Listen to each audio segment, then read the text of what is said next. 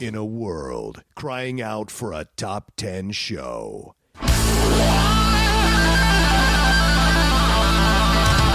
John Roca and Matt Nost are here to bring you the top 10. Take it away, boys.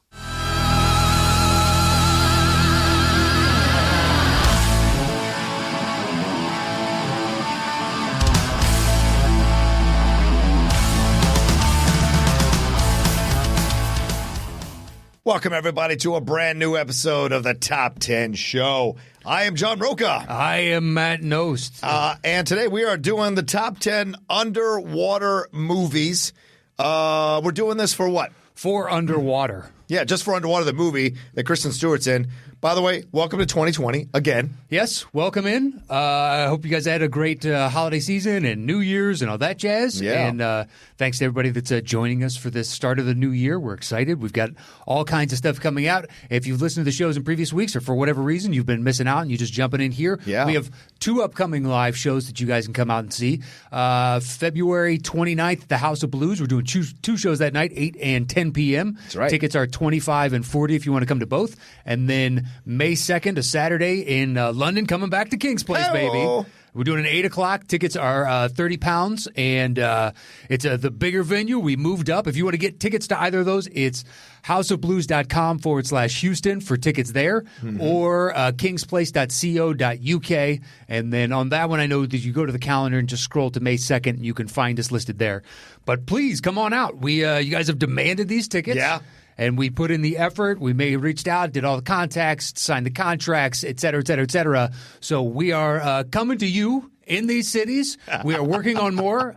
So give us time. We've already gotten tweets of, hey, when are you coming to X, Y, and Z? Right. Trust me, we want to come to X, Y, and Z. But give us a little time. We had to lay all the groundwork for these 2, plus the holidays. Yes. With Thanksgiving here in the States, followed by Christmas and New Year's. And everybody's, we're taping this well in advance of when you guys see this. Yeah. Just because the day we record one lands on Christmas and one lands on New Year's. So we have to record well in advance because no one's going to be in here. So please pick up those tickets. Once again, it's houseofblues.com/Houston for the 29th and kingsplace.co.uk for May 2nd there. Everything that Matt just said. Do it. You wanted us there? We're coming. And if there are cities that you all want to, and what Matt just said, if there are cities that want to see us do our live show, hey, make the effort yourself. Start organizing, get people on board, maybe start a separate. We've got a bunch of Facebook pages that we have there for separate cities that we'd started last year. So why not do one, or earlier this year, why not do one for your city, or suggest to us a city you want to do, and then tell us how many people you got already lined up who are jumping onto that Facebook page to set it up, because we are more than willing to do one of these live shows every month. And jump into a different city and have a little fun. Could be Wichita, could be Ghana, could be France, could be Australia. It doesn't matter. I've flown to Australia on a Friday, did a set visit on a Saturday, and flew back on a Sunday. So all of it is possible. I have no problem doing any of that. Yeah, and if you have cities to suggest, you can email us at thetop10live with the number 10, thetop10live@gmail.com. Toronto, we're working on yours. Yeah. And then we're looking to other cities here in the States after that. Nothing is concrete, but I know there was a bunch of people that reached out from Seattle, that have reached out from New York, / like some from Boston. Chicago, maybe we'll come back. Yeah. We don't know. We're working on any dates. We're going to try and potentially squeeze something in between Houston and London. Fly in, do a Saturday, and then fly back out. Right. But please hit us up at thetop10live@gmail with the number 10, thetop10live. Let us know whatever cities, and then once we get enough of a groundswell in whatever the locale it is, we'll create a Facebook group for you guys, and you can join up over there, and we can continue the discussion there. But please join us at those two cities, those upcoming shows. Chicago, we sold that out. Yeah. We'd like to sell out the 2 in Houston. People from all over Texas, get off your asses. There's a bunch of you. Some people said that they're going to, fly in so far from other places in Texas because it's just too long of a drive. Texas is a big state. Sure. But yeah, we're flying in as well. We will see you guys over there. And I say we just jump right in. Let's do it. Yeah. All right. You guys know, Matt, you want to tell them how the show works? Once we set a topic, which we did for underwater movies, we go our separate ways and create individual top top 10 list. Show back up here. I do my bottom 3. He does his bottom 3. I do my next 2. He does his next 2. Then we trade 1 apiece. Once we have revealed our personal top 10 list, we create the shows between the two of us. Real quick, are you excited about this movie at all? Underwater? Have you seen a trailer or nothing? Nope. Wow. I have seen nothing. Nothing. All right. Well, this one is Kristen Stewart's the lead. TJ Miller's in this damn thing.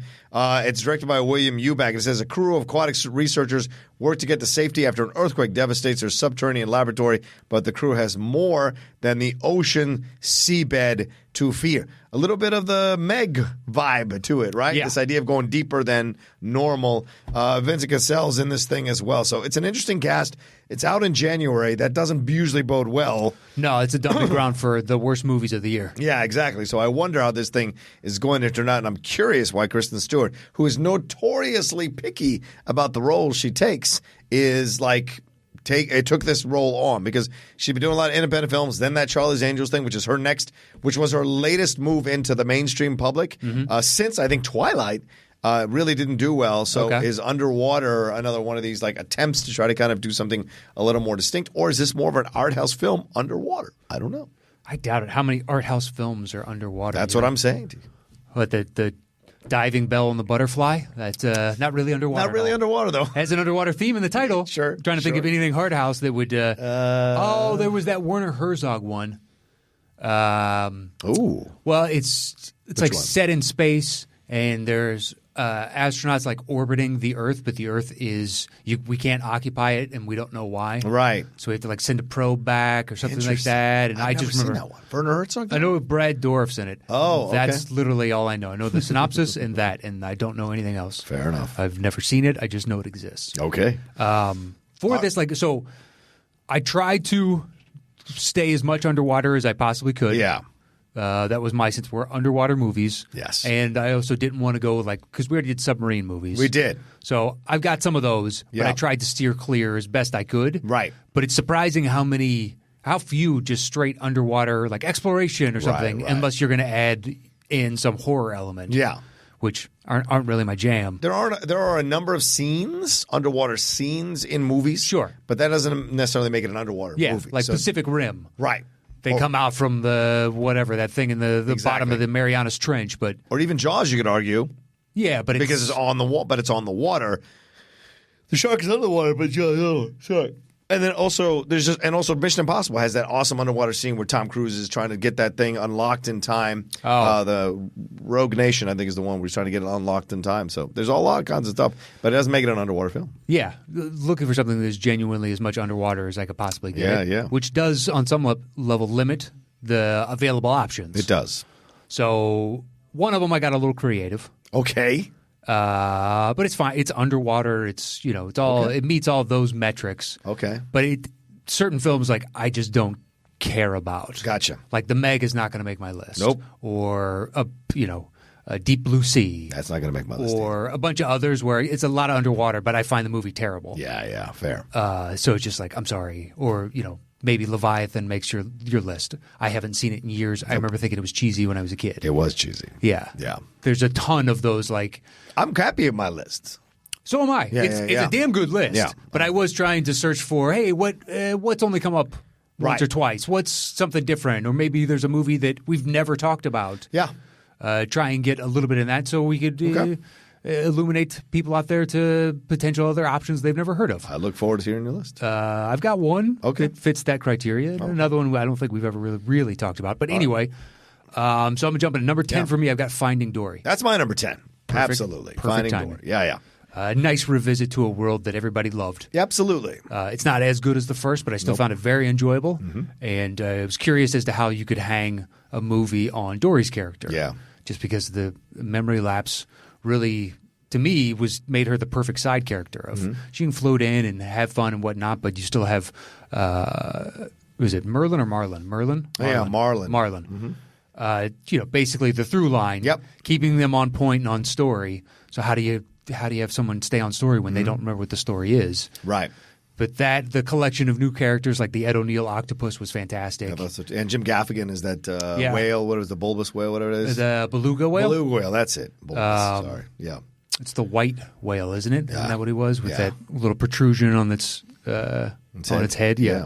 And then going to the oceanography place up in the Northern California. Shoot, what is that? I think it's the one that's featured in Star Trek 4. Oh, okay. The Whale Institute that's up there? Okay. Well, it's not.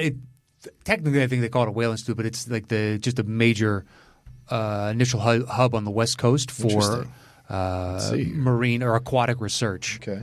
It's something Bay. Michael Bay? No. The actual name of. Yep, it's 6 Underground. That's the name of it. Did you see this one yet? No. Okay. No. Every review I've read. Been bad. Oh, it's been beyond bad. Yeah. Where it's like he's created a new style of stupid. Like, that's not good. Although I've seen a couple of people say online, it's just pretty good. I enjoyed it. But like, so be it if JT. you did. Did he? Yeah, he did. I'm not surprised. There's I don't know. See it. See Aquarium of the Bay, Lucky Ocean Aquarium, 6th Avenue Aquarium, Maritime Museum. No. Aquatic Park Grove Aquatic Park. No, Maybe it's research. Bay. Maybe I should type in research and see what comes up. Marine Science Institute. Maybe.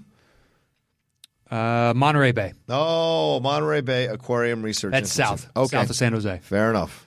I think that's where they end up is Monterey Bay.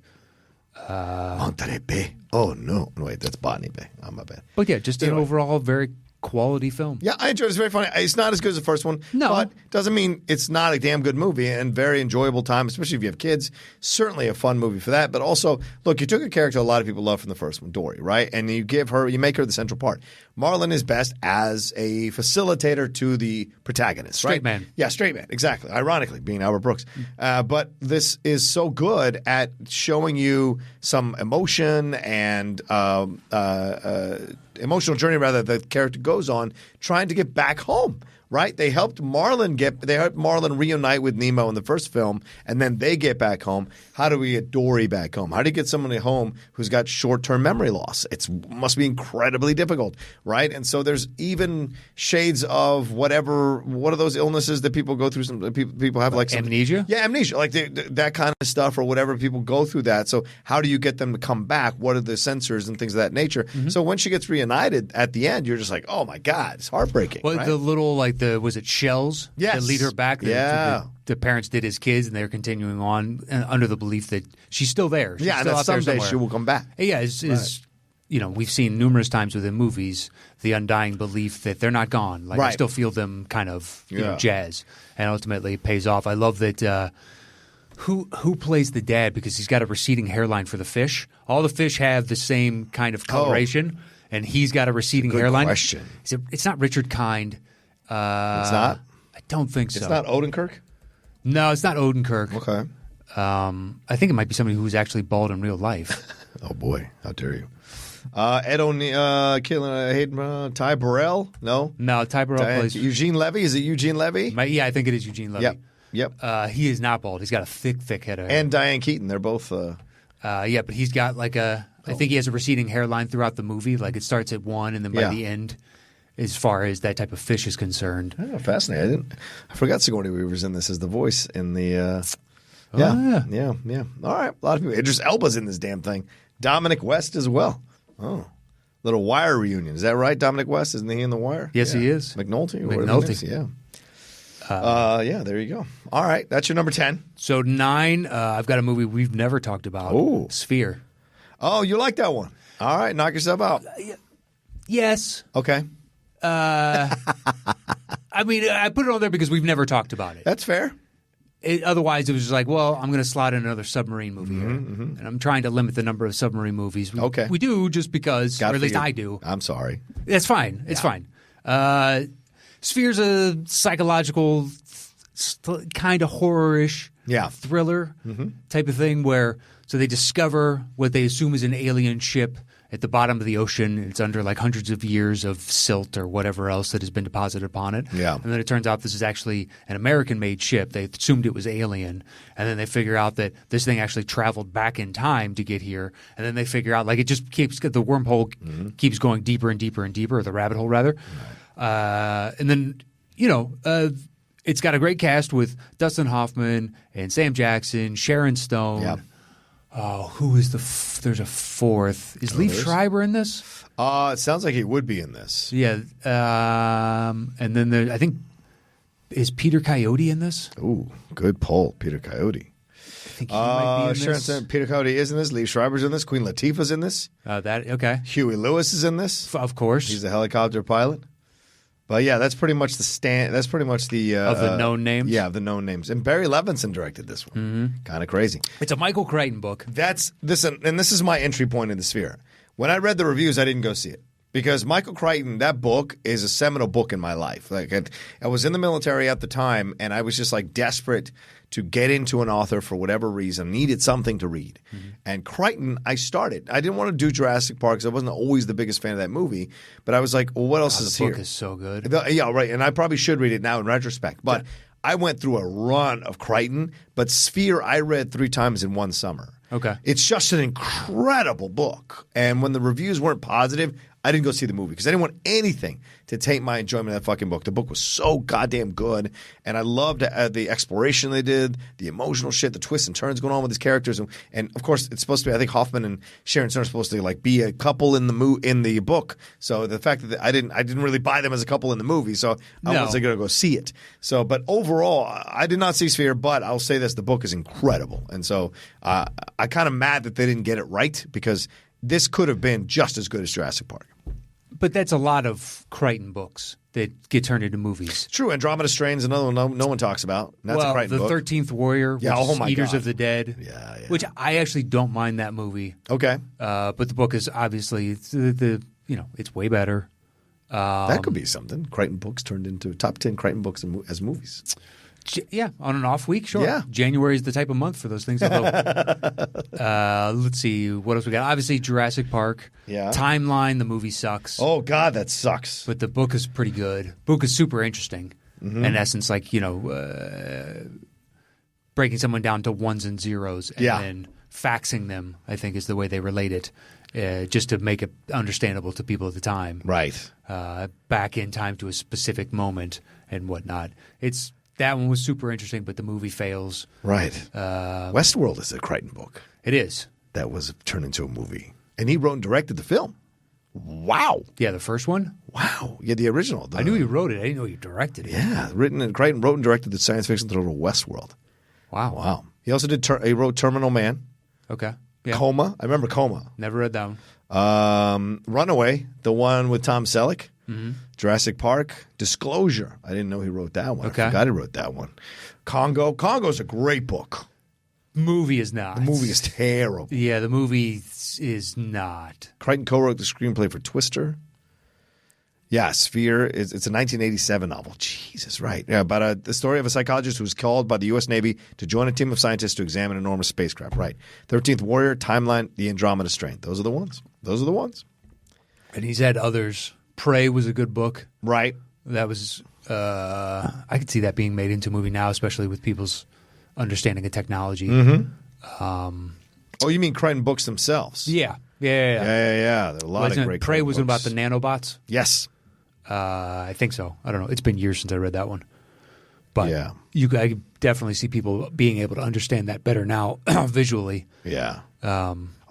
Shit, that's the new Vin Diesel movie next year. Rising Sun's another one.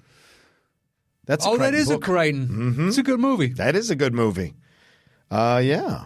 I remember reading Rising Sun. Rising Sun was damn good. Something called The Great Train Robbery is Crichton as well, which I never read. Yeah, I never read that one. Interesting. All right.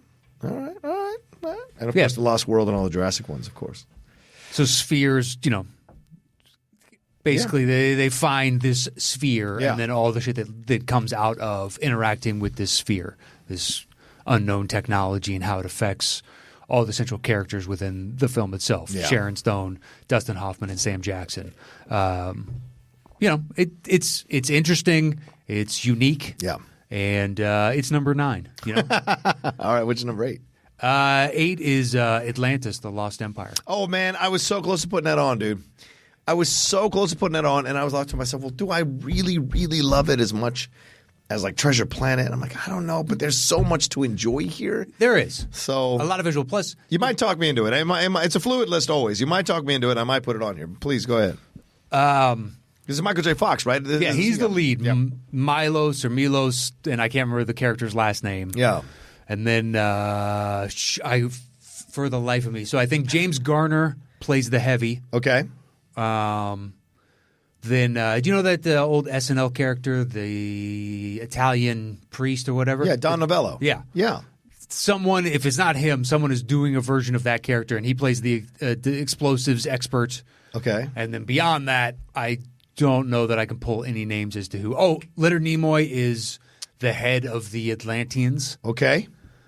I can't pull any others. Yeah, Don Novello is in it. David Ogden Stiers is in it. No there's the voice of Cogsworth in Beauty and the Beast. That's good. Oh, you've never seen him like MASH, the TV show. You ever see the TV show? What character he play? He's Winchester, the sure. British dude. Yeah, Okay. yeah. Let's see, Claudia Christian's in this. I remember her in that film Hexed. John Mahoney from Frasier. Yeah. Sure. Yeah. Okay. He's in this. Cree Summer, Jim Varney does a voice. Sure. In this as well. So yeah, right. So Milos or Milos? Yeah, Milo Thatch. Or Milo. There you Yeah. go. Basically has a crazy idea. He thinks he knows the secret of Atlantis, something that's been rumored, this previous civilization that got subsumed at some point by the ocean.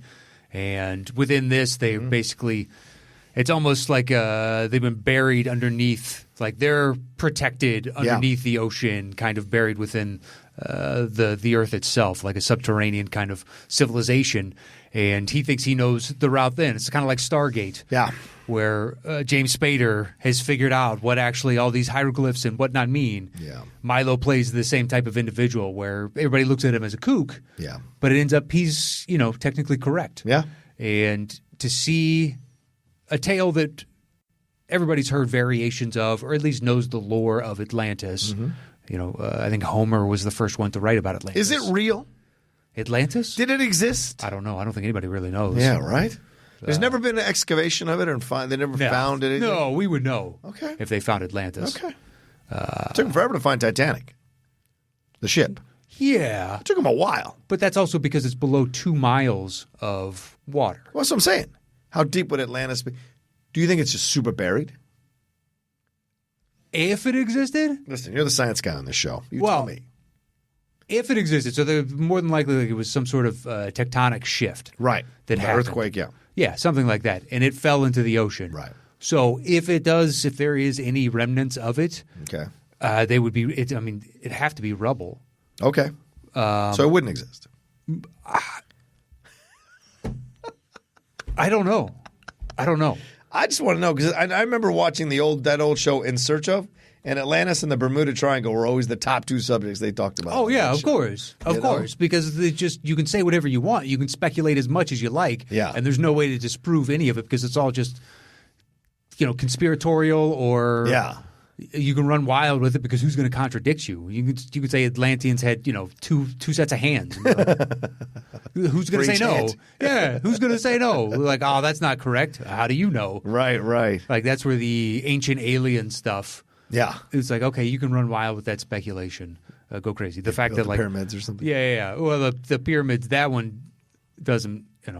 I've never really watched any of it. I've just had it distilled from a dipshit friend of mine, and he's not really a friend. He's a friend of a friend, and he was trying to tell me about how the Egyptians had electricity, and all these other things, and I'm like, okay, there is no evidence to support that I've ever seen, and I'm not an Egyptologist. You don't understand, man. Yeah, they had all this. There's no way, man. The technology be like, they built a pyramid. It's not like it was. It's a hell of an engineering marvel, of course. Just like Machu Picchu.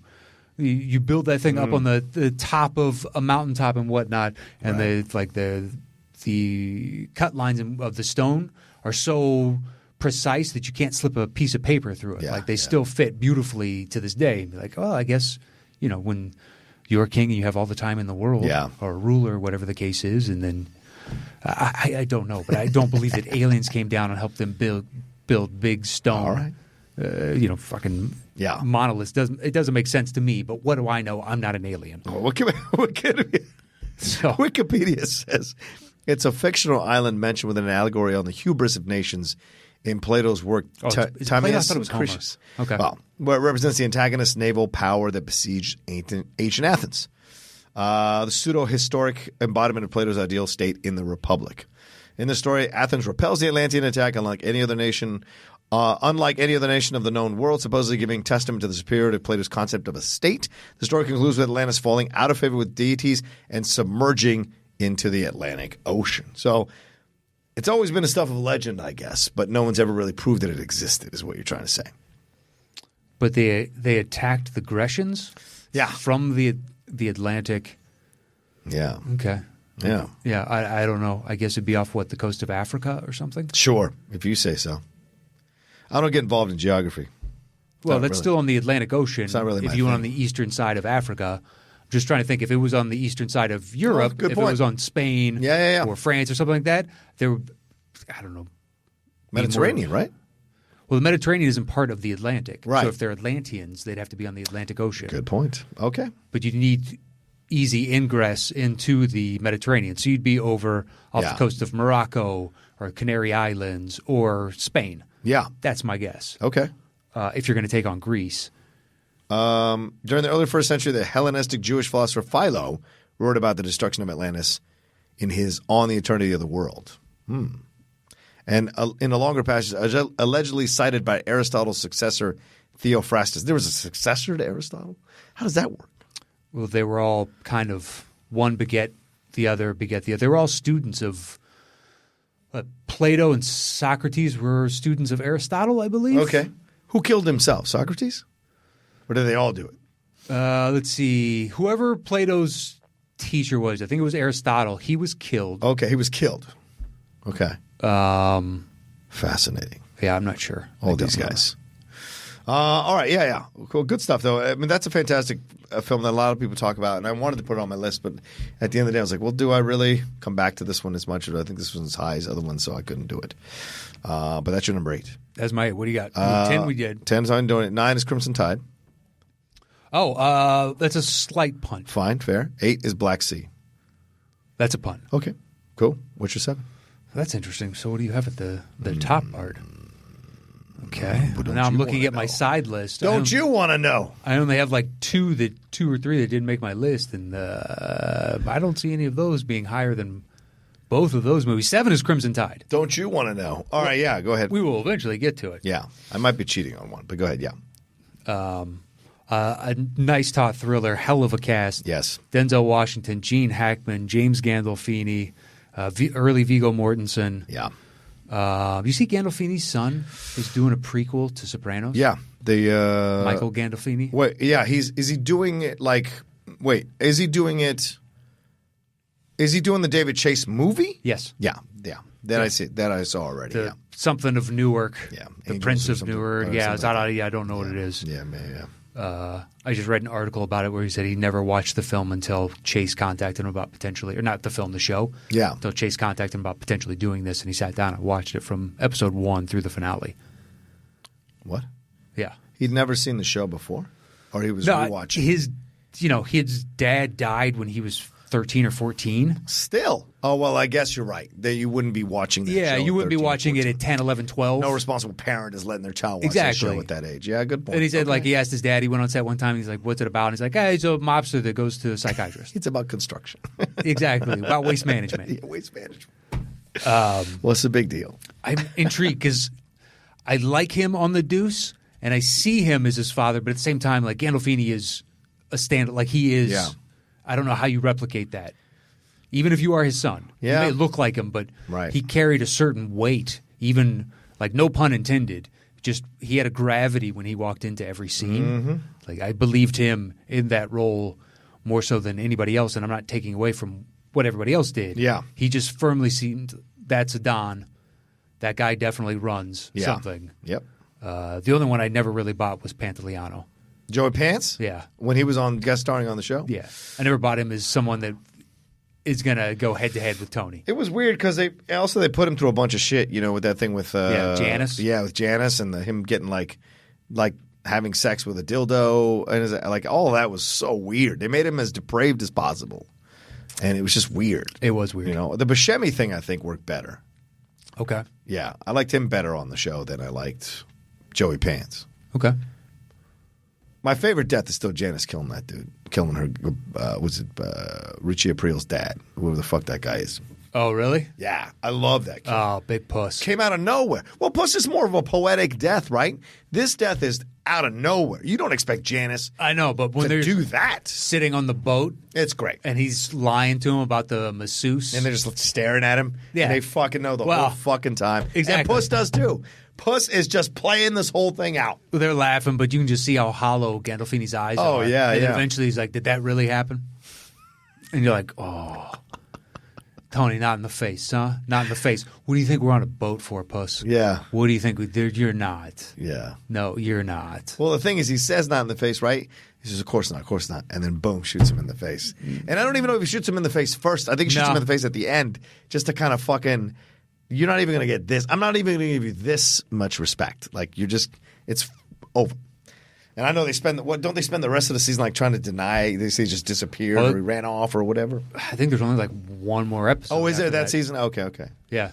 They build to that because the one before is where he has that fever dream because he got food poisoning. Yeah, right. And the fish is talking to him. I know, right? What was the other one? It was brutal. What was the gay? Who was the gay guy again? The one that they found out he was gay. Oh, He was good. His death was good too.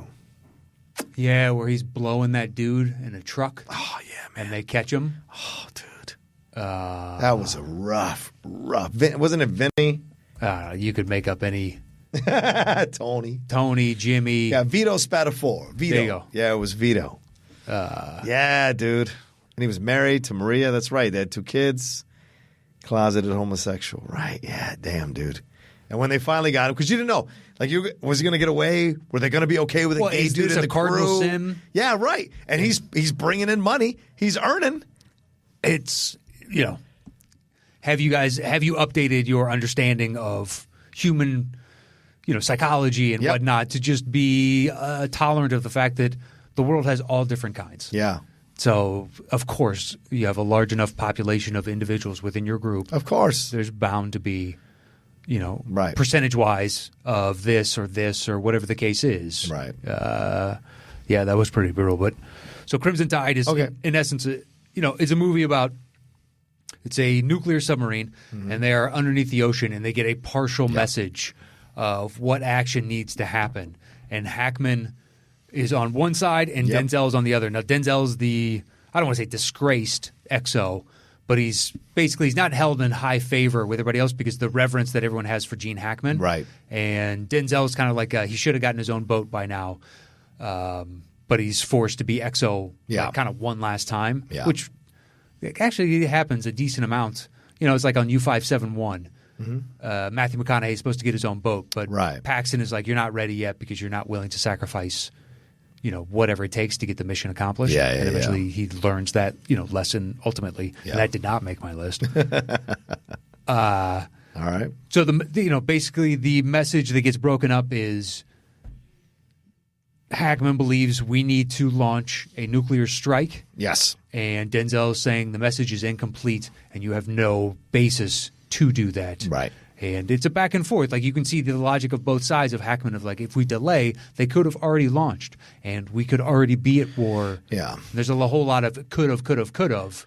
They're both aggressive in their own ways, right? With Denzel, it's about this idea of, like, he's taking a big chance to be this aggressive. Because I think Hackman brings him onto the boat, I think, or he gets assigned to the boat, if I remember correctly, and they have to learn to deal with him. Yeah. And, Hackman comes out with a dog, they're walking the dog. There's this intimidation factor, right? Yeah, he gets to flaunt rules. Exactly. But it's a microcosm. The film works for me because it's a microcosm. It's a microcosm of a country, of a government, right?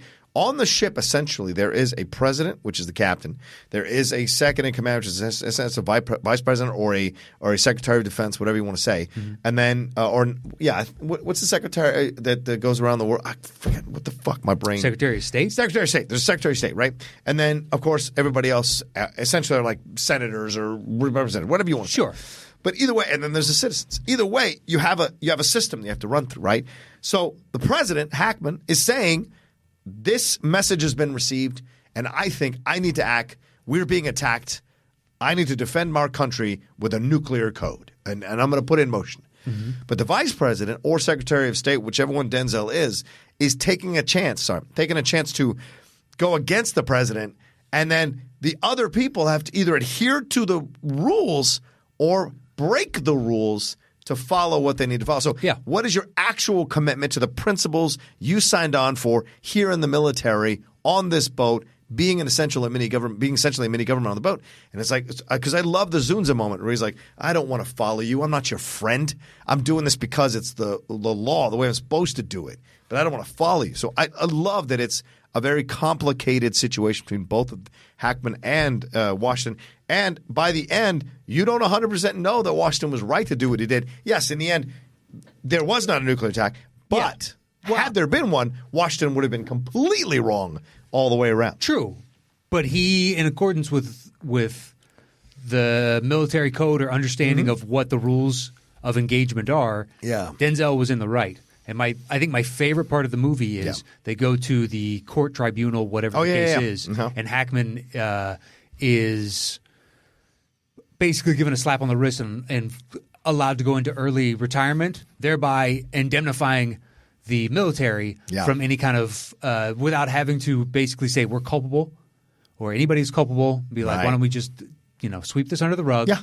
You go about. We'll give you your retirement because you're in essence like a higher up. You get your golden parachute and you get to get out. Yeah, Nixon, you can resign or be impeached. Exactly, and he resigned. If you resign, we'll give you the pardon. Yeah, we'll give you the pardon and we'll all move on. Walk away. Yeah. That's the thing. Yeah, that was when I saw that. I was like, that's honest. Right. That is very honest because there was no. It's not like he launched the strike. Had he launched the strike, there's no way you could say, hey, you were kind of right. Be like, no, we would have to. You would be going to jail if not dying. Yeah. Also, he didn't pull a Colonel Kurtz where he ran off like renegade to do this. Right. Yeah. It was he heard a message, a part of a message. He thought this is what he needs to do according to his code of conduct. Right. He was following the rules as he has been trained to follow the rules. So that's why you give him the slap on the wrist more because you understand why he was doing what he was doing. He wasn't going rogue. So yeah. All right. What's your number 7? That was my 7. Oh, sorry. What's your number 6? My 6 is the Poseidon Adventure. That's a punt. Okay. Yeah. That's a punt, guy. Calm it down. Oh, okay, Mister. Calm it down. Crimson Tide at 11, and Black Sea at fucking 9 or whatever the case was. Black Sea's at 8. Oh, much better. 7 is Das Boot. Wow, really? Yeah. Oh, wow. Is it because we've talked about it? Yes. Okay. Ad nauseum. That's fine. Ad nauseum. That's fine. But that is a slap in the face to one of the best war movies ever made. Yeah, well, they're German. They'll get over it. Okay, well. They're Nazis. They'll get over it. Their nationality, I think, is irrelevant to what is portrayed on film. Because it's not like they're firing torpedoes and saying anti-Semitic things as they're. It's not like hitting the button and being like, yes, exactly. It's they're just guys doing a job. Oh, all right. Well, I don't know how the way it's presented. You're right. Yeah, right. I don't know how much of the population was complicit or understanding fully of the actions that the government that they elected were taking. I don't know. Yeah.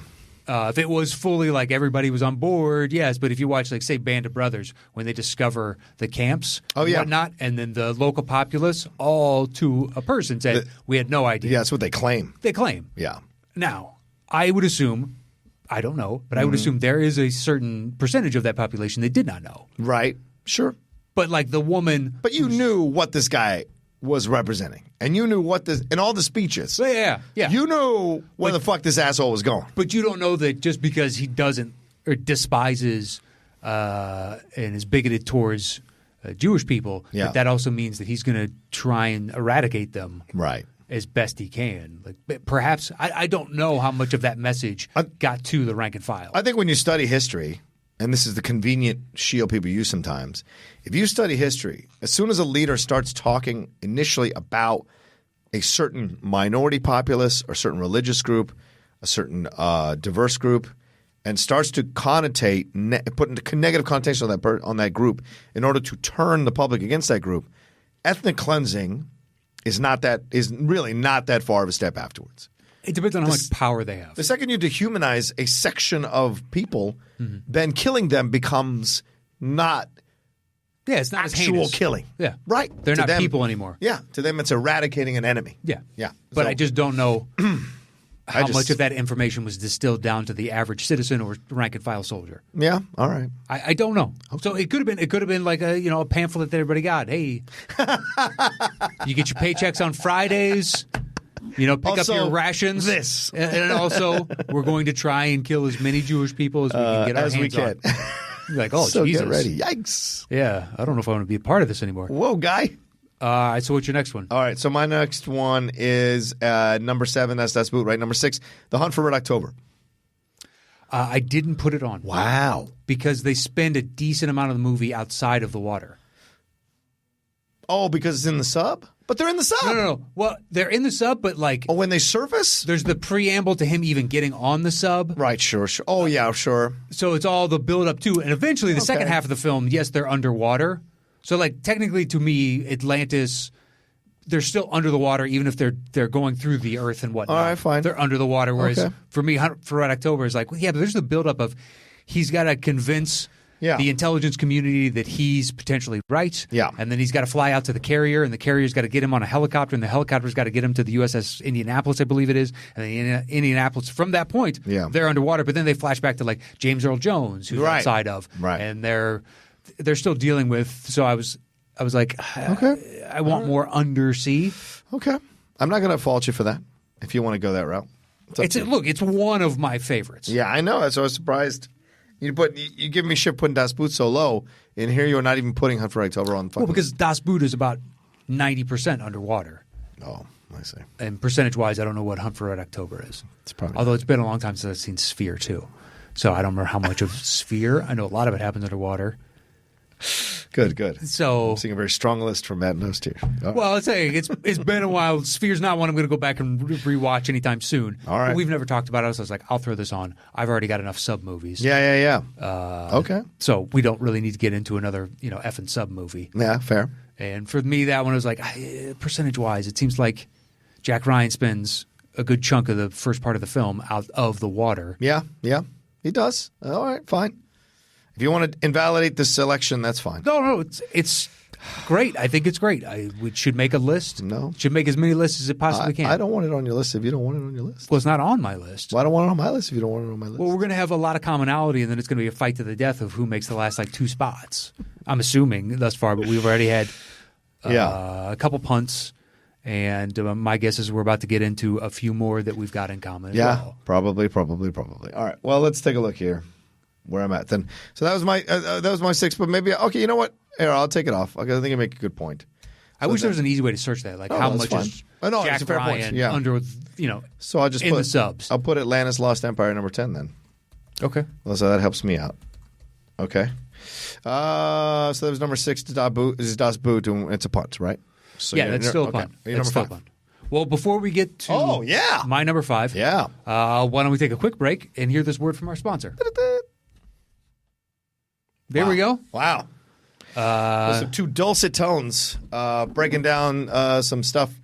Please, and make sure that you support our sponsors because when you go to them and whatnot, then they continue running ads on our show, and it helps us stay afloat in essence and, come out to the cities like we talked about before with Houston and London. That takes before we even get there. We have to, lay out a little financial groundwork to make all that stuff happen. People are already buying tickets. Oh, yeah. Before as we're recording this. When we did the initial announcement on King's Place, because they said we may have the link up, and that's as far as we knew. Yeah. That we were given the email from them saying we may have the link up by X, but we'll let you know for sure. And then we got tweets saying, hey, I already got my ticket. Yeah. It's like, oh, that's awesome. They didn't email us back letting us know that they were going to open them up to the public. It was great. Let's get those sales going. Kingsplace.co.uk and houseofblues.com/Houston for the February 29th in Houston. And once again, May 2nd in London. But please come on. And our thanks to those sponsors. And let's move on. So let's do it. What's your 5 for me is the punt previously, which is Black Sea. Oh, okay. Let's talk about it. It's a fantastic submarine movie. Yeah. It's Jude Law. Yes. And let's see, Ben Mendelsohn. Guy with the ridiculous name who's a good actor. Tobias Menzies? No. Is Tobias Menzies? Oh, yeah, he's the rich guy. He's the rich guy. That's paying for all of it. Yep. No. Shoot. Let me look it up. Tell me more. He's got a ridiculous name. Tobias Menzies was not it. No. That's not a ridiculous enough of a name. Scoot McNairy. Oh, Scoot. Yeah, Scoot's great in this film. It's a ridiculous name. I'm sorry, Scoot. You're a hell of an actor. No offense, Scoot. No, please take no offense. You're good in BVS. And it's a great actor's name because there is no other Scoot. Right. But I forgot that Jodie Whittaker's in this as well. All right, yeah, go ahead. I'm sorry. So Black Sea is a movie where Jude Law is an excavation? Yeah. Kind of. That's how he makes his money. Yeah. Yeah. Working underneath, the ocean, which actually, that stuff pays buku bucks. I'm sure it does. Like underwater welding. There was, I heard how much they make, and for like a good solid hour, like 15 years ago, I thought about doing it. I was like, dude, they make crazy good money. Yeah? Because What's the life expectancy on the guy? Oh, I can't imagine it's terrible. Okay. But you need to live, basically anywhere that there's oil rigs and whatnot. I got to look this up. Yeah, go ahead. Well, it's kind of like longshoremen.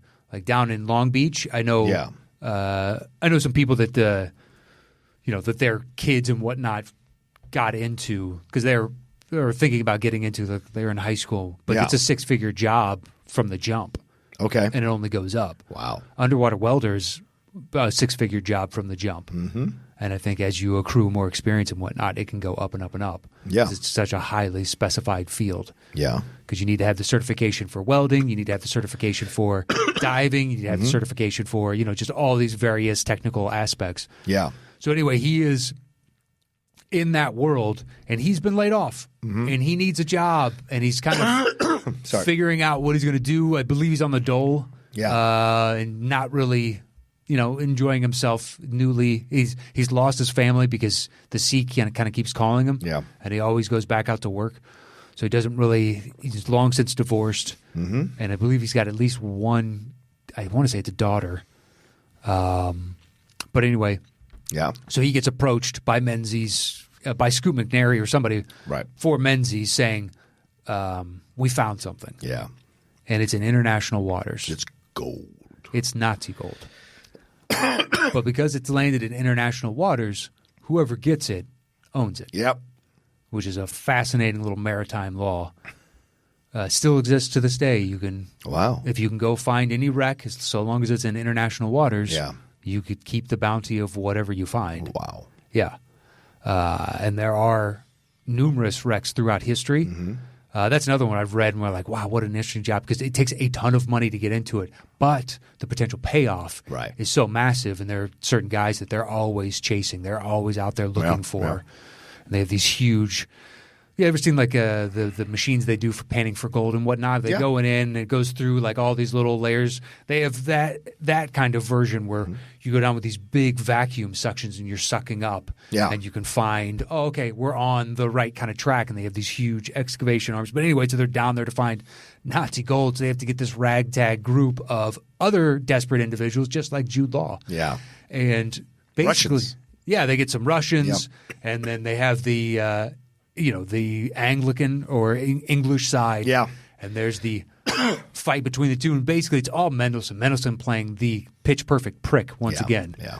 Always good at it. He is. He is always good at it. And what happens from there, I don't want to ruin it, but it's just this tension that is created, and there's also the drive within all of them of the payday from this is so crazy, and I believe it's like it's sitting on a silt bank, and it's about to just dip over this huge trench. Yeah. So if they get it now, it's theirs. Otherwise, it's going to fall to the depths of the ocean, and no one will ever get it. Or they'll get beaten to the punch by another, operating or another concern that's coming in that's trying to get it as well. Yeah. And the tension between all the different motivating factors for all the characters is really good. I know why it didn't do well in the theater, because it's a small film. It's an independent film. Talk about independent underwater film, essentially an independent underwater film. Kind of, but it's got a cast where it doesn't seem like an independent underwater film. Right. But Jude Law is not really known for headlining a lot of casts anymore. True. Back in the 90s, late 90s, rather, early 2000s, yes, but not by the time Black Sea came out. But you've got great, like you said, you got good actors that populate this thing, good character actors like Scoot McNairy and certainly Ben Mendelsohn. As far as underwater welding, here goes. Underwater welding needs to deal with hearing problems. The muscle ache can be another sign of risk.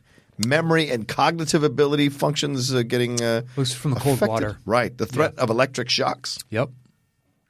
Even drowning, which can be caused by the failure of equipment, hypothermia, and decompression sickness. Sure. You can get the bends. Sure. Yeah. But what do they make?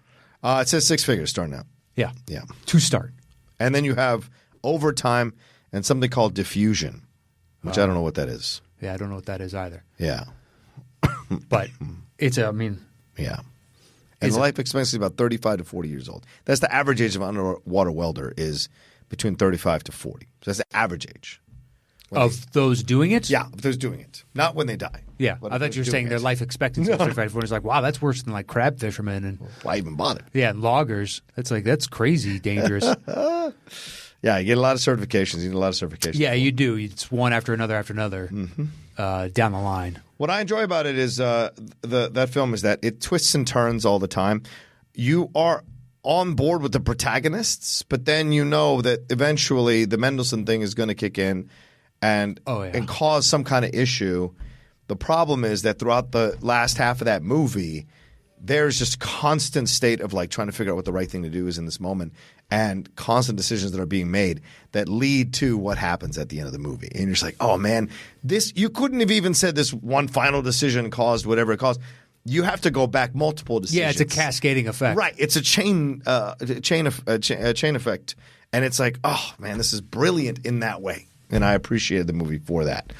All right, that was your number 5? That was my 5. So my 5 is 20,000 Leagues Under the Sea.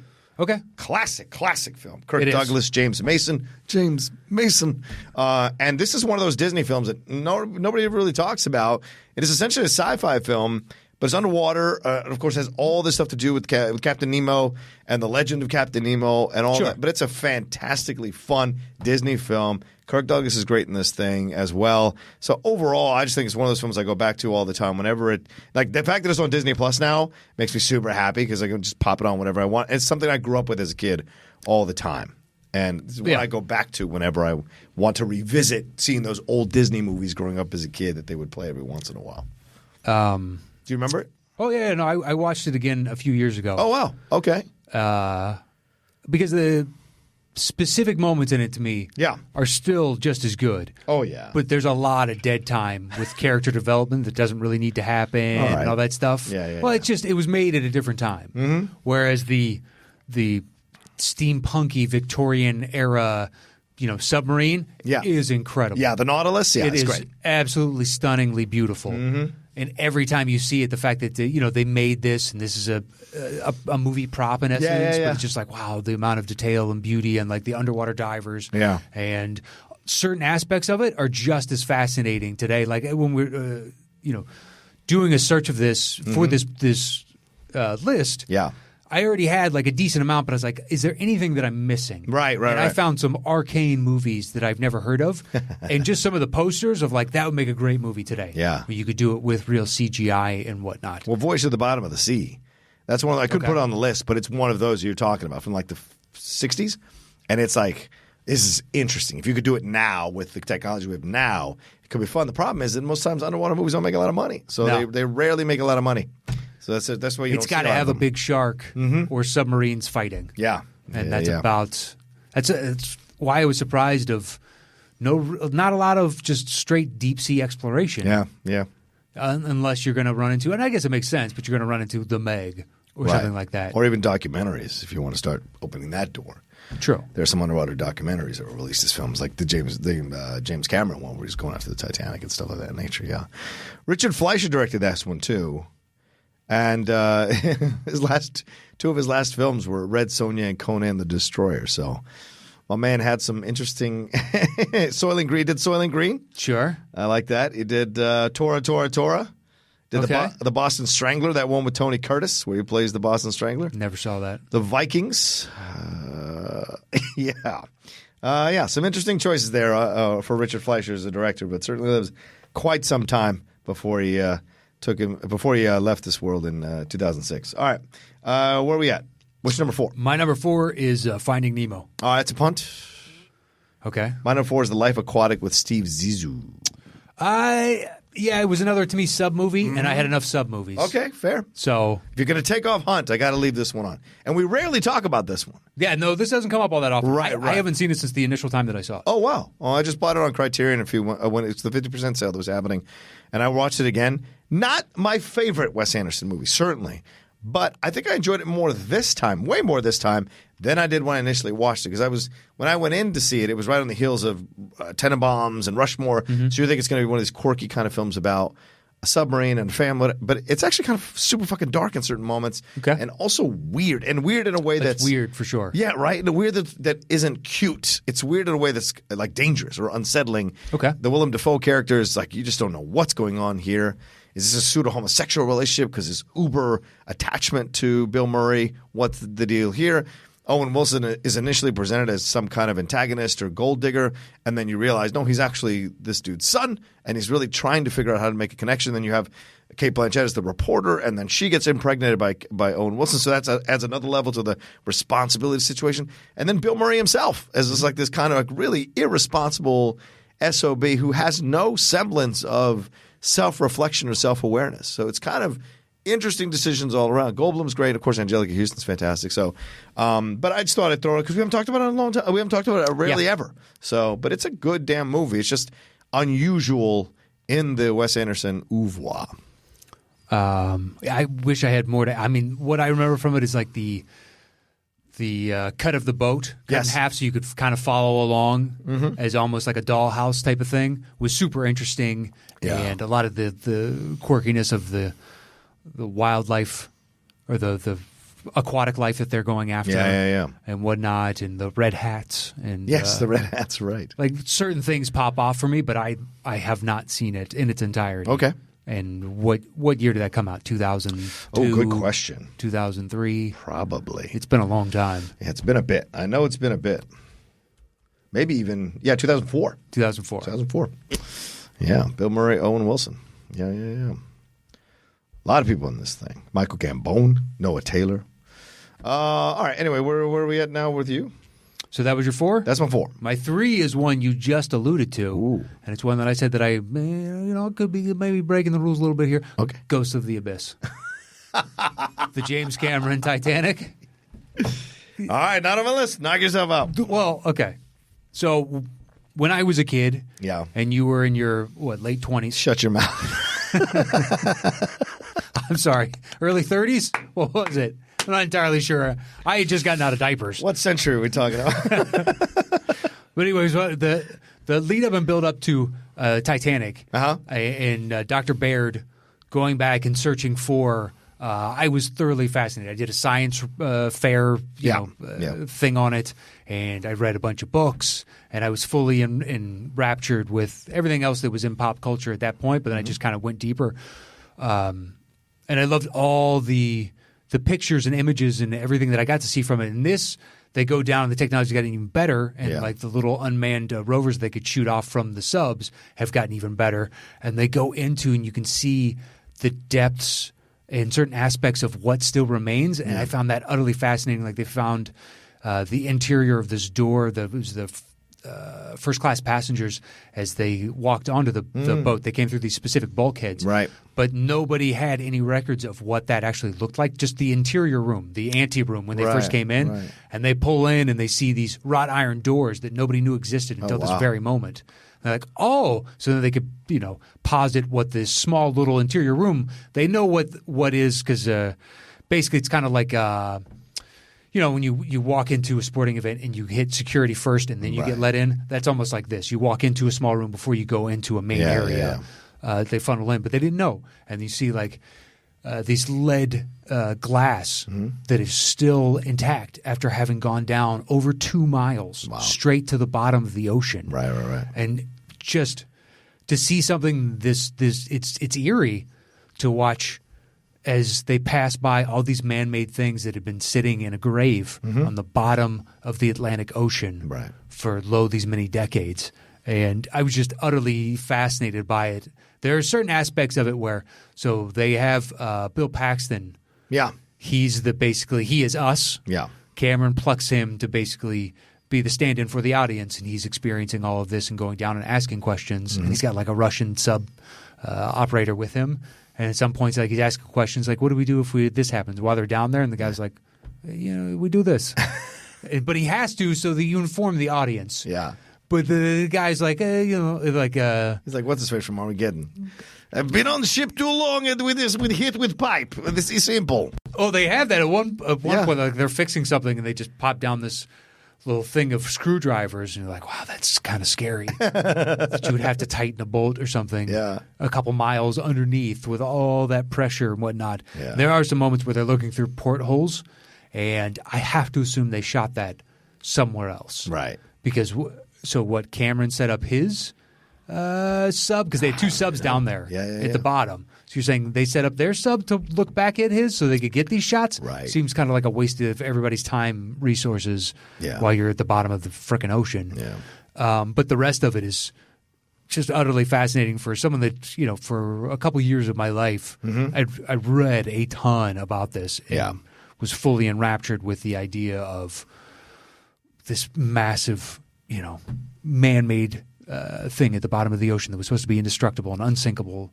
and et cetera, et cetera, et cetera. And they find like what they think is Molly Brown's cabin, and they find, all these little interesting things. Like I already knew the grand staircase, but now that you can descend within that, and the first time they go on lower decks, go down and explore down there, and it was just for that aspect. And then they do little recreations that they project onto, like here's the main steerage area. It's the frickin' called.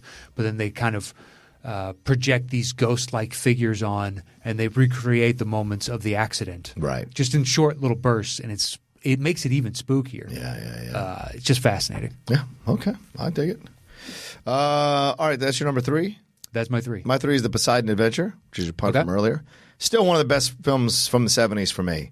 I think Gene Hackman, if Gene Hackman's not in this movie, this film doesn't have anywhere near the I don't know what you call it, I guess gravitas. The gravitas that the film has it's just this ship gets turned over in an underwater tragedy, and they have to find their way to the bottom of the boat, which is now on top of the water, so that they can knock on it and get heard by the rescue team that's coming in with a helicopter.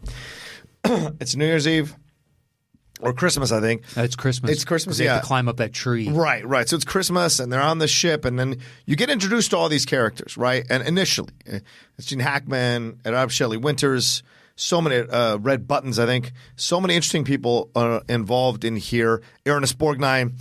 And then you start to hear their, stories, their issues, their whatever. So they lay the groundwork, One is scared to be on a ship, on the water in a ship, blah, blah, blah. The other one is, they're trying to figure out their marriage, if they're going to make it work. And Gene Hackman's having a religious crisis of conscience, an existential crisis. Well, he's a priest. Yeah, he's a priest, but he's trying to figure out if he should be a priest anymore because of what's going on in the world. He feels hopeless about it. He doesn't know if he's doing any good. So as all this stuff happens, then the ship capsizes because I think that's a wave that pushes them over, a rogue wave or something like that. And so, which is great visuals, by the way, when the ship gets capsized. The visuals, like you said, the visuals of just the guy falling through the stained glass window, then them climbing up the Christmas tree to get off the bottom of the top of the ship, which is essentially the bottom of the ship now, to climb back out, and then all the different people who are walking through the ship trying to figure out their own way to the bottom of the ship, which is the top of the ship. It's fantastic. And then all the deaths that happen along the way. And there's no specific rhyme or reason to the deaths. No. Which I think is great. Yeah, it makes it more impactful and believable. Yeah. Just like, sometimes it's just random.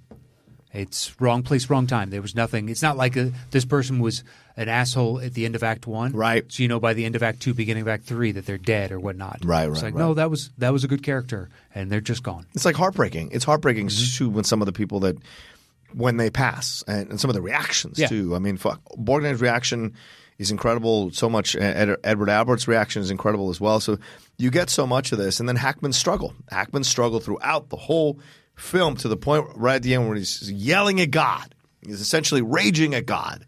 And this is like a 70s, disaster movie having this kind of element to it, which I thought was brilliant. So It's one I always go back to. And that sequel is a piece of dog shit. Don't ever see that sequel. Or the remake, rather. It's horrific. Yeah, it is. It is not good. No. I mean, Richard Dreyfuss plays the whole movie trying to kill himself before the wave happens. And after the wave happens, he wants to live. And other people die so that he can live. Fuck that noise.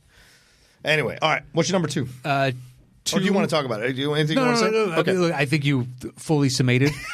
I don't think we have anything to add to that. Fair.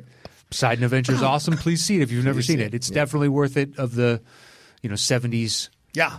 Disaster film. Disaster film. That one and Towering Inferno.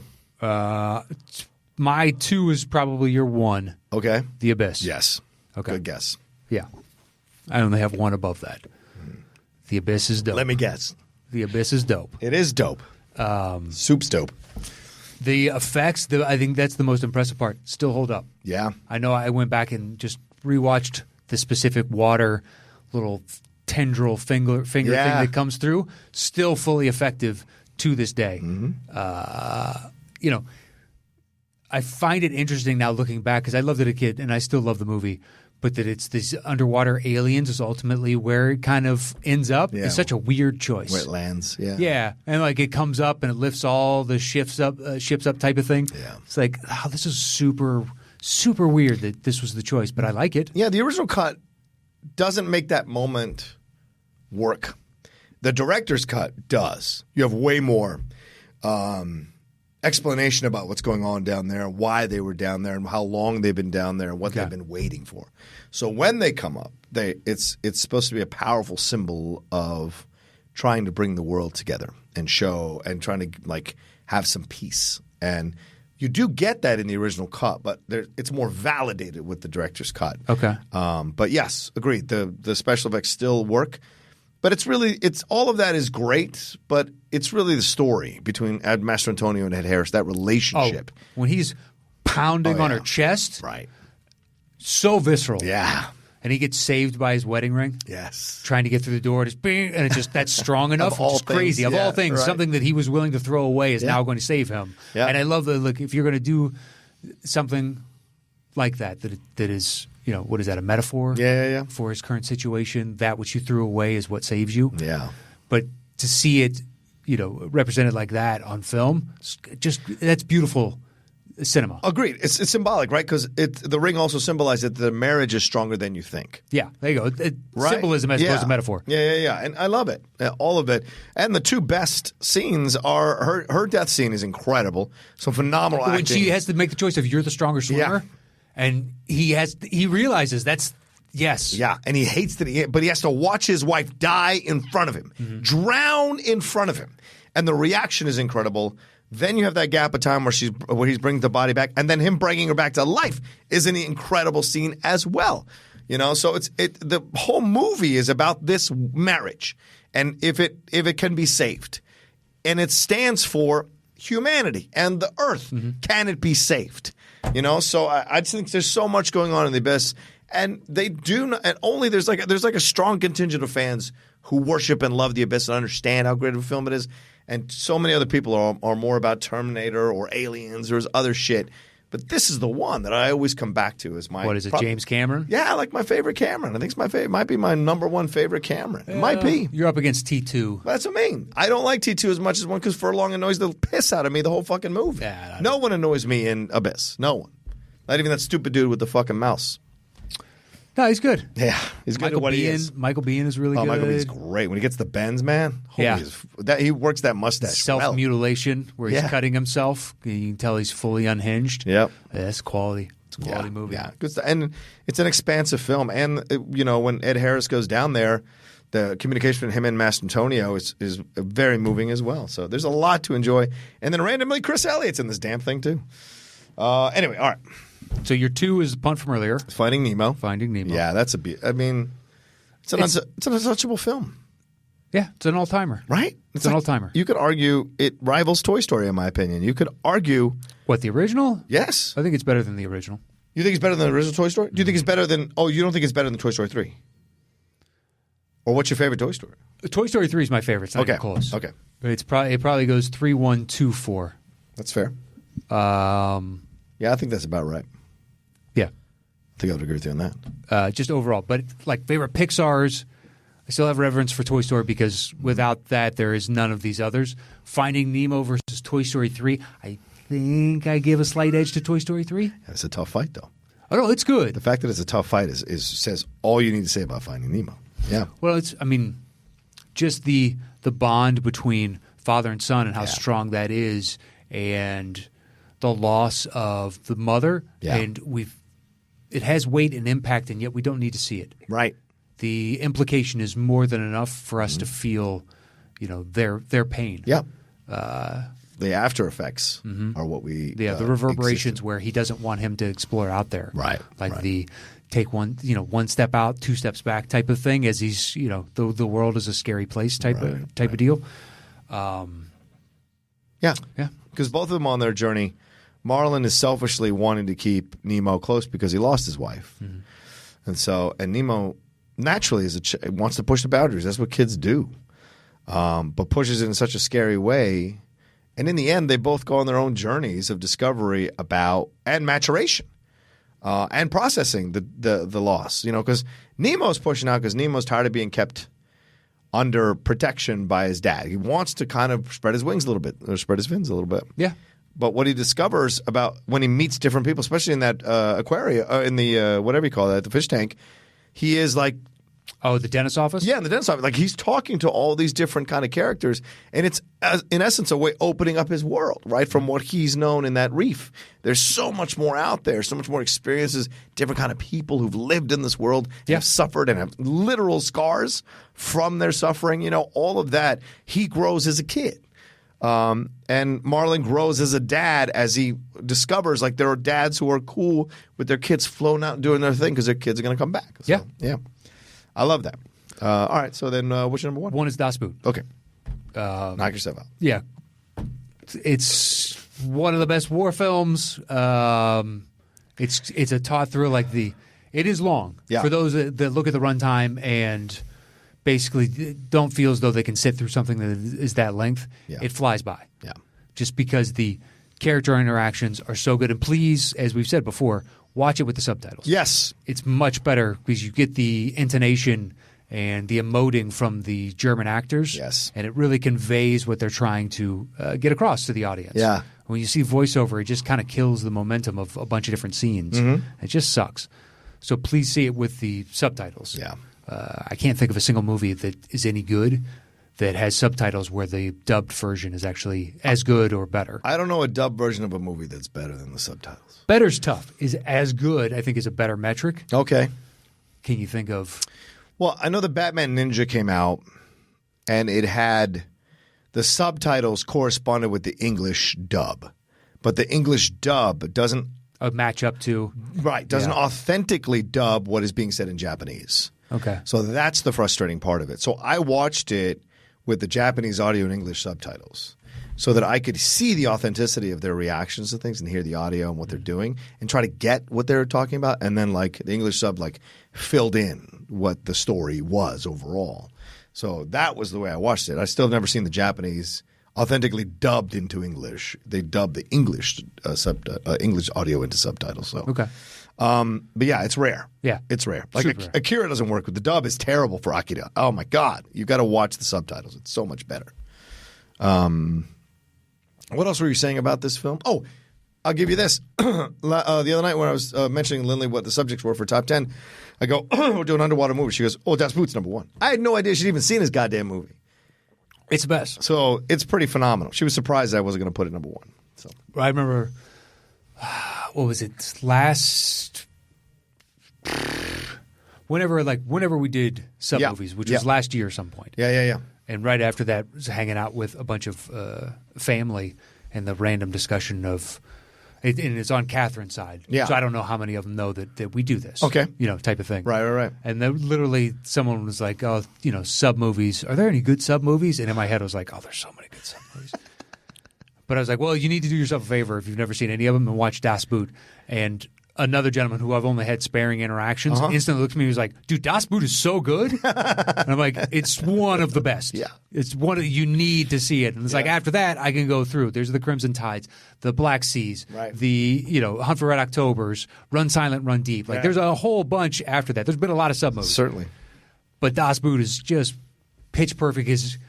You see the idealism, and then you see the harrowing effects of what war is and living on this boat and living in a perpetual state of fear. Yeah. You want to talk about PTSD. I can't imagine living in a metal tube where you're under constant fear of being depth charged and destroyed at all times. And regardless of what side of the conflict you're on, any human being that's in that situation, that is brutal psychologically. Yeah. I don't know how anybody signs up for that one. Yeah. Carrier, destroyer, all the rest of it, battleship makes way more sense to me than sub. Yeah. Do they get extra pay? I don't know, actually, because I never served on that side of things. But maybe. I got a cousin in the Navy. I'll ask him. Some people just like serving in a sub or being a part of it. There are going to be those, but there have to be some that get assigned. Yeah, right, of course. Yes, of course. So, and what sub do they get assigned to? And you really can't go anywhere. Like, you're stuck in that thing 4 months. Yep. Whatever issues you have with people, whatever issues you have with your superior officers, you have to learn to navigate it. Just living in a metal tube of farts. Can you imagine like the World War II? At least now they'd have air scrubbers and they try and make it better. Sure. Then you're just living with other people's BO and farts. You're just living for with it. months. That's what should we get PTSD from? Oh, just the smell. They open up that hatch, just birds die. Right. That are flying over. Or if it overflows into the toilet overflows in the sub. Oh, game over, man. That actually might be a breath of fresh air compared to the stink. I mean, how often do you think they got to shower? Yeah. Well, and as Matt said, watch the original audio with the subtitles, but also watch the cut, the director's cut. Watch the longer cut. Oh yeah, the longer the better. The longer is just such a better experience, and it will go by quick. You will not feel it at all. It's incredible. So, and Jürgen Prochnow is fantastic. Makes you remember why he was cast in so many films in the 80s on both sides of the continent. Yeah, now he gets just smaller parts here and there. It's always nice when he shows up. It's always nice. He's always good, but he's done a lot of shit films. Yeah, well, you got to stay alive. Like Udo Kier, good actor, but shows up in a lot of shit. All right, well, that's our separate top 10 underwater movies.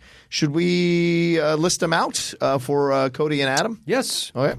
All right, my list first.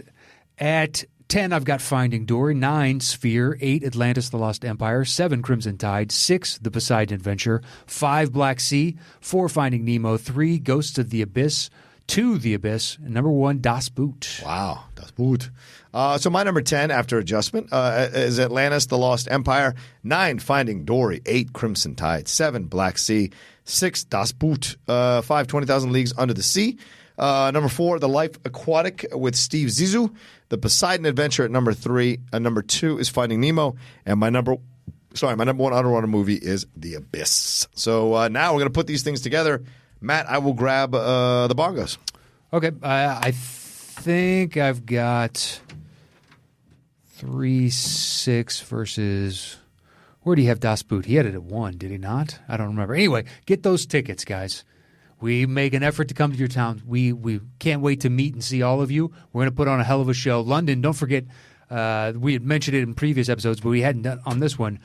We have the room for longer than your average show, so we intend on going extra. So we're talking about potentially doing a Q&A or figuring out some sort of added bonus on top of a regular show. But because we could only do the one show in that venue, we asked and received a longer runtime.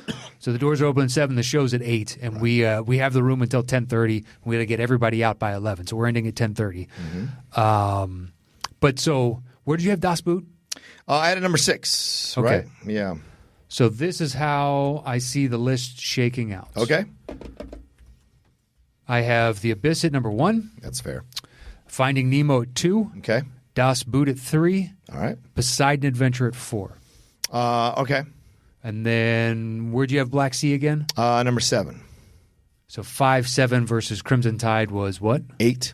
7-8. Yeah, okay. So Black Sea. Okay. And then the only other, so we have And then Finding Dory and Atlantis. Yeah, Finding Dory and Atlantis. I guess we could just do that. So you had Finding Dory at 9 now? At 9, yeah. I got that at 10, too. And then we have 8, 10 for Atlantis. All right, so we'll do Atlantis, The Lost Empire, and then Finding Dory. What's your next highest then? Number 4 with Life Aquatic with Steve Zissou. Okay, I got Ghosts of the Abyss at 3. So we're going to go with Ghosts of the Abyss. Okay. And then The Life Aquatic with Steve Zissou. Is that it? Yeah, that's it. Wow. All right. Let's count this list down. The top 10 underwater movies, yeah. At number 10. The Life Aquatic with Steve Zissou. At number 9. Ghosts of the Abyss. At number 8. Finding Dory. At number 7. Atlantis, The Lost Empire. At number 6. Crimson Tide. At number 5. Black Sea. At number 4. The Poseidon Adventure. At number 3. Das Boot. At number 2. Finding Nemo. And our number 1 underwater movie is The Abyss. Yes. Still not in 4K, which for some insane reason. For God's sakes, Cameron, figure this out. He's kind of busy with Avatar 2, 3. How many of them are there? 5? I don't know. He's making like There's a 4 lot. of them. 3 or 4 at the same time. It's like a ridiculous number. Yeah. Yeah, so he's a little busy with that. I guess so. Someone's got to figure this out, though. The thing's out, it needs to be out in 4K. You put Terminator 2 out in 4K, you can't put Abyss out in 4K? Come on. Figure this out. Anyway, all right, so that's our top 10 underwater movies. Thank you so much for everyone for listening to this episode of the Top 10 Show. We always appreciate you downloading the episode, sharing it with your friends, tweeting about it, talking about it on the Facebook group. All of it means so much to us. And spreading the word, spreading the love. A lot of you need to retweet these shows, need to share these shows. Please. The more people who come aboard, because here's how you got to look at it. No matter how many followers you have on social media, or on Facebook or whatever, if you tweet about the show or share the show in any way, shape, or form, it's you putting your own personal stamp on the show for your friends to give it a chance. So we would like to do that. We want to keep expanding and building and building. We're in our, 5th year? In the 5th year now for the top 10, and we want to keep growing. More and more live shows, more and more stuff to do, and we need your help to do that. Yeah, I echo everything John just said. Please. You guys have always been great about it, and so we hope you don't lose the steam of retweeting it or liking it or responding or joining the facebook.com/groups/the top 10 show, all spelled out, and join the discussion there, or over if you like to support us at patreon.com/the top 10 with the number 10. You can do that there, and you can jump in on we have shout outs and classic shows and shows specifically for Patreon and the relist, and you can choose a topic, and there's all kinds of stuff. Plus, with Houston, we did advance. They got the jump on advance tickets a couple days early. We're trying, and we didn't know we had that ability until they offered it. And we're like, oh, great, we can give something to our patrons because they've supported us, so you get first crack at these tickets. So we try and cook up as many different things as we can for you guys because we appreciate your support, no matter what it is. If you can't support on the Patreon, that's fine. Please just let us know that you enjoyed the show. Leave a review somewhere. Retweet it. Like a tweet. Respond to a tweet. Whatever the case is, we appreciate any and all support that we can get. And we're so thankful that you guys are here to join this journey with us in 2020. Yep. And thank you for an amazing 2019. We look forward to meeting all of you in person wherever we're coming here in the next year. And I think that is it for me this week. There you go. Follow Matt Knows. Follow me at The Roca Says. And, of course, follow us on follow us on Twitter as well at Top 10 Show. And we will talk to you next time on the Top 10 Show.